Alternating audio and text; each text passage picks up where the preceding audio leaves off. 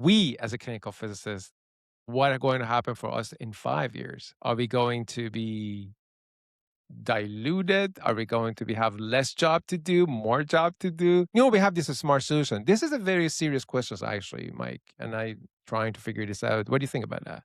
Honestly, this is kind of a double-edged sword because I remember when AI and deep learning was first being developed, and you heard the clinical physicists talking about how it will be applied to clinical physics. And it's always been kind of pedantic and just like, oh, it might replace you entering a number in a spreadsheet. It's like, yeah, I already have someone to do that for me. So no big deal there. Uh, the thing is, our oversight is already implicitly would contain something like AI. Like what we do, the role we serve is to provide safety and quality oversight in the hospital. And so you'll still need that regardless of the tools that are being used to implement medicine. I think that AI can replace some components of the medical procedure and analysis and diagnosis. And we're going to see that incrementally change over time. The medical physicist, I personally don't think will be replaced completely. That being said, I'm talking about diagnostics.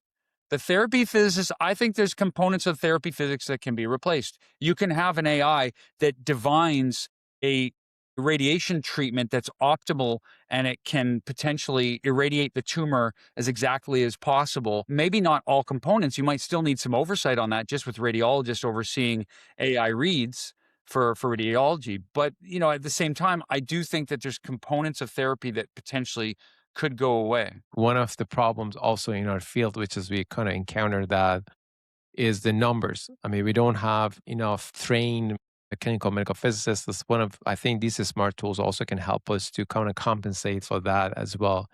I mean, we actually also looking at it in that sense. So yeah, so that's one of, this is very fun to, I'm sorry, what was that? As you mentioned, the training is also an opportunity, right, to use AI to Yes, do personalized trainings. yes. So Ricardo, what's your message for the younger generation people, MR scientists in your field? What do you think about, what do you have? What do you want to tell them? You Uh, probably do have those people in your yeah, team. no, I'm also the director of the PhD program, I so I know, think, that's what I'm trying to yeah, I wanna try to ask you about this. and Yeah, yeah, I think the MRI is still a very exciting field. It's not it stopped. is.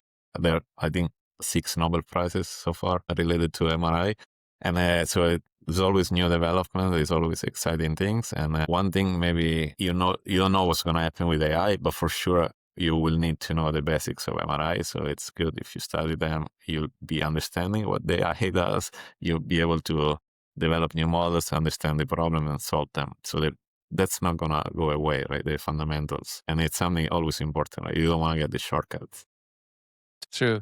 What do you think about that, Mike? What's your advice? I think that, in terms of the youth, you mean, and the students and how to communicate what to do or how to do it. Well, I think the goal here is to make sure that kids are doing what they want to do and and to lay out the potential pathways that are available to them. And if you have an understanding of those, then you can give them those tools. I think one of the problems in our fields is we often get tunnel vision and we tend to focus on the things that we do. I'm like, this is what you can do for your career. And so sometimes having that kind of higher level view of like, actually, you can go in 5, 10 different directions. But the sooner you decide, the easier it is. That being said, I also am a big proponent for, teaching kids that if you're interested in something and you're not sure what to do with it, just try it out. And if it doesn't work out or if it ends up being a bogus direction, you can always switch. I think the youth of today is very comfortable switching gears and pivoting and doing something totally different compared to like our parents who did the same job their whole lives. Yes, that's true. Yeah, yeah. If they have the background, the fundamentals to understand, they there's a lot of noise out there, right? They can know if they can understand better which direction they can choose.